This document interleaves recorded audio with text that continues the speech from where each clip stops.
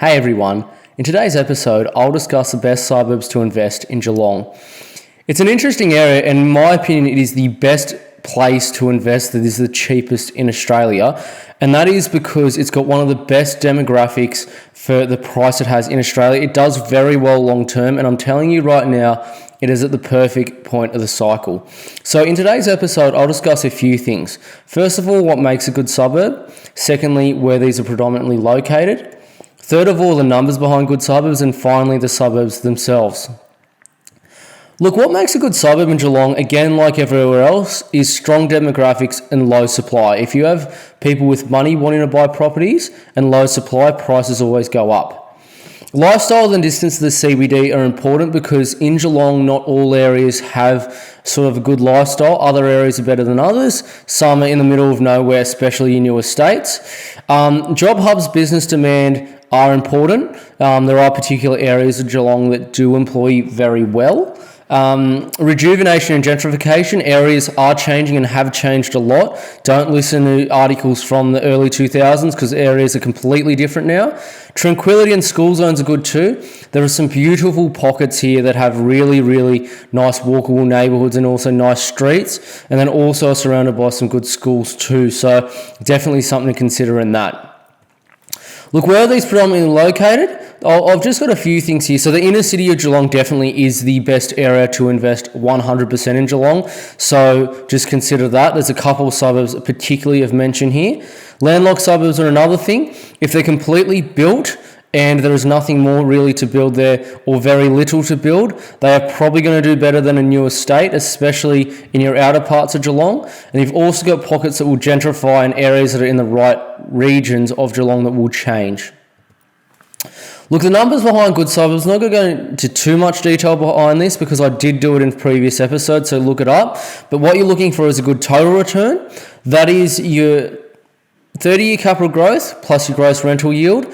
I generally want at least 12, idealistically 13% and above for this number.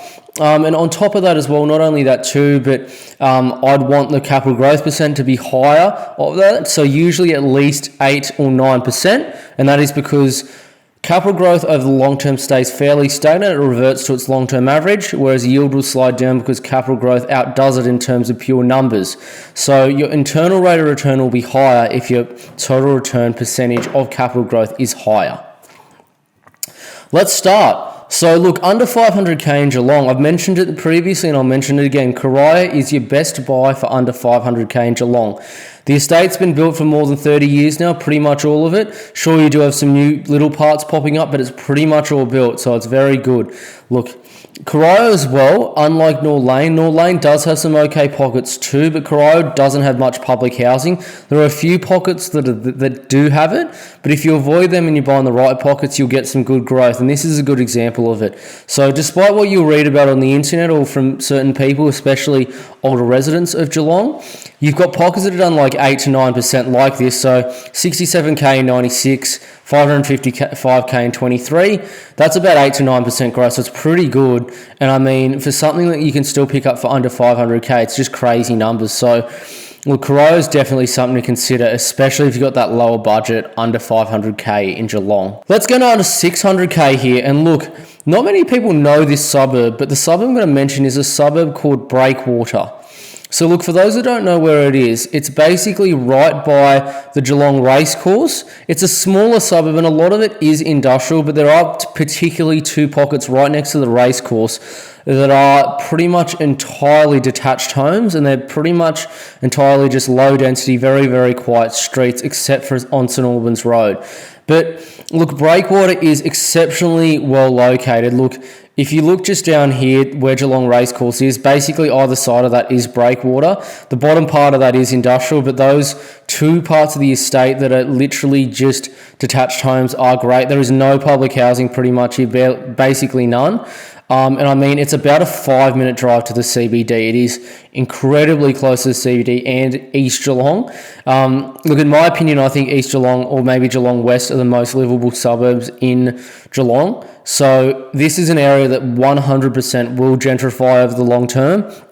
you're not really going to go wrong here. But I mean, when I say under 600k, I could probably even say under 550, because you still pick up rentable dwellings here for under literally 550k. I saw one recently that I had a client transact on for 535k. So to give you an idea, this is well under 600k. So definitely a good suburb to consider in Geelong, under 600k. Let's get it under 700k, and I know I've previously said you can buy this under 600k, but I've stuck this in under 700k just for this episode, and that is North Geelong.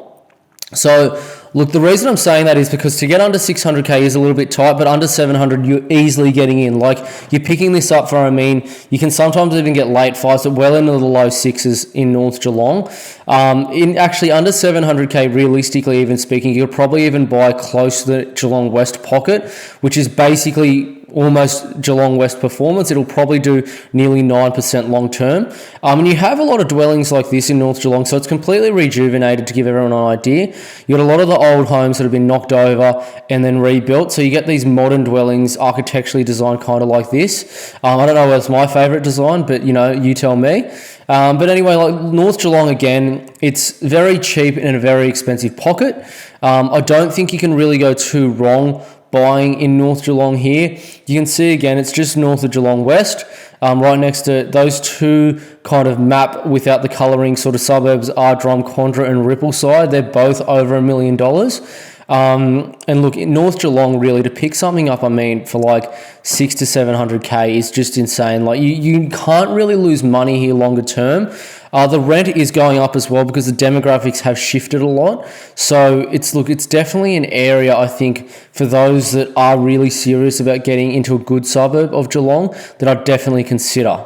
Look, it's not a long episode today, but I'm getting into the top end of Geelong, and funny enough, that is only under 800k. I'm not going to do one of those things where I'm saying for any budget, because realistically, like 800k is all you really need in Geelong. Like if you're spending more than 800k, I'd probably personally go to Melbourne, or probably even Newcastle even as well. So that's probably the max I'd spend in Geelong. But for under 800k in Geelong, the suburb I want to mention is a suburb called Geelong West.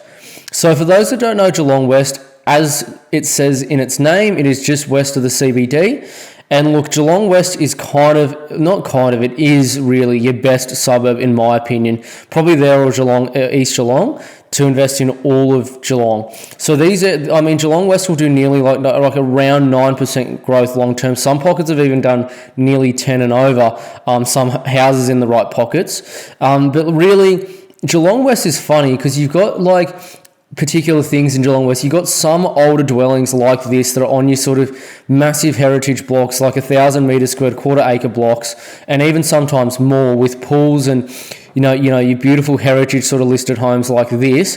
And then you've also got your kind of like villagey, should I say, old weatherboard homes, that generally period homes that are updated, and just beautiful little pockets of Geelong West. But really, for those that don't know it, there's an area of Geelong West called Packington Street.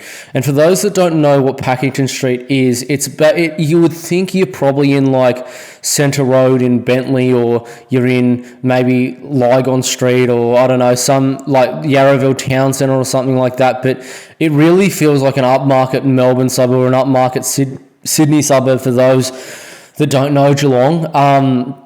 And really, this was what it looks like. So you got all these upmarket kind of like cafes, restaurants. You got also, things like your upmarket, so the clothes shops as well. Very popular through Geelong. It's a very popular spot for people to catch up. You got people with pets everywhere. Loved area. And what else could you really want? It's got great demographics. It's got Packington Street. You got good schools around there. Really quiet neighbourhoods. Period homes that are well updated everywhere. I don't see how you can lose money here. So, look, for those that really are serious about making money, in the best suburb of Geelong, in my opinion, probably to invest long term along with East Geelong. Packington Street and Geelong West are great areas to park your money. You're still picking up properties here for under 800k, and even an 800k flat gets you a good home. Good yield as well, like 3.5% to 4% easily. So definitely something to consider in Geelong West. getting to the end of this episode, but for everyone that's loved this episode, please subscribe to the channel and comment below what you want to see.